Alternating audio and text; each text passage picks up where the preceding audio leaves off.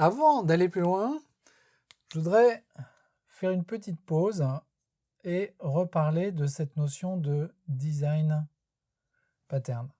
Ça fait plusieurs fois qu'on dit ça c'est un pattern factory. Ça c'est un pattern abstract factory. Ça c'est un pattern, le pattern stratégie. Et le pattern stratégie, en fait, c'est l'extension d'un autre pattern qui s'appelle template méthode, qui consiste juste à créer une classe abstraite avec une méthode abstraite dedans et à se donner la possibilité d'avoir plusieurs extensions de cette classe abstraite et donc de cette méthode abstraite. Et à chaque fois, on dit que ça, ce sont des design patterns. En fait, design pattern, c'est une expression qui désigne deux choses. La première chose que ça désigne, c'est ce que c'est. Qu'est-ce que c'est qu'un design pattern? Et un design pattern, c'est simplement un modèle de code, une espèce de recette qu'on peut utiliser quand on développe des applications et qui va permettre de résoudre un problème particulier.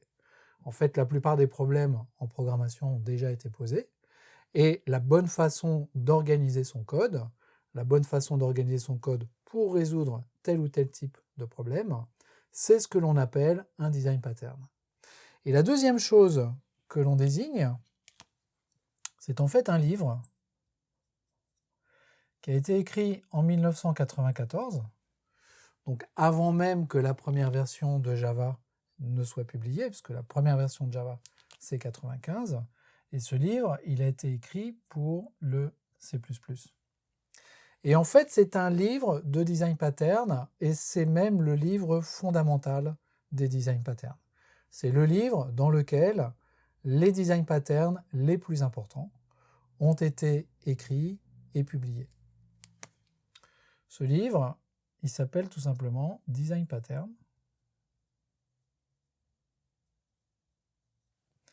Il a été écrit par 4 auteurs, et en fait, personne ne désigne ce livre par le livre sur les design patterns.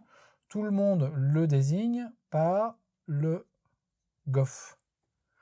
GOF, ça veut dire Gang of Four, donc la bande des 4. Et la bande des 4, ce sont les 4 auteurs de ce livre-là. Donc, quand on parle de design pattern ou de pattern, souvent on parle de pattern du GOF. Un pattern du GOF, c'est tout simplement un des patterns décrits dans ce livre. Dans ce livre, on a 23 patterns qui sont décrits. Ce qui n'est pas beaucoup quand on y réfléchit. Avec 23 patterns, on résout 99% des problèmes de la programmation objet.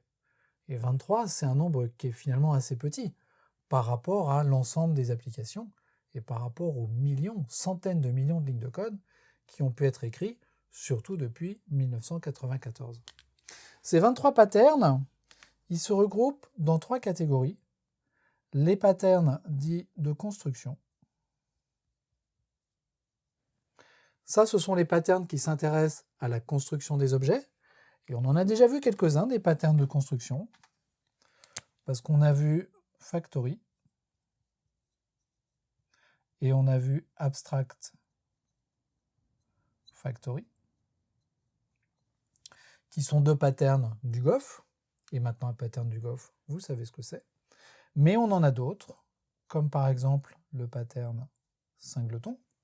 Le pattern singleton, c'est un pattern qui dit qu'une classe ne doit avoir qu'une seule instance.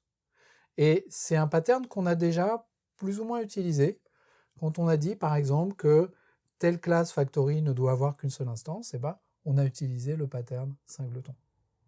Et puis on a un autre pattern qui s'appelle le pattern builder. Et puis le dernier pattern des patterns de construction, c'est le pattern prototype. Et puis on a les patterns qu'on appelle structurels, qui sont au nombre de 7, et les patterns dits behavioral, qui sont un peu plus nombreux, qui sont au nombre de 11. Donc on a ces 5 patterns de construction, 7 patterns de structure et 11 patterns dits behavioral, des patterns donc de comportement. Et parmi les patterns behavioral, il y en a certains qu'on peut citer. Il y a par exemple le template méthode.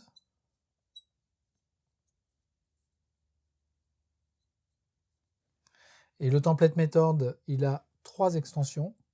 La première de ces extensions, c'est le pattern stratégie. que l'on a vu. La deuxième, c'est le pattern state. Et la troisième, c'est le pattern chain of command.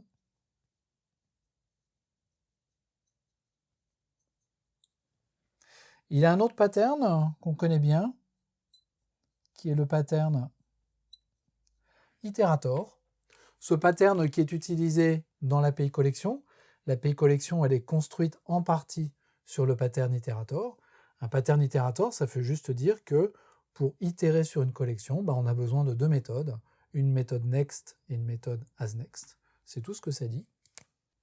Et puis on peut citer le pattern visitor, qui est probablement le pattern le plus complexe de toute la liste.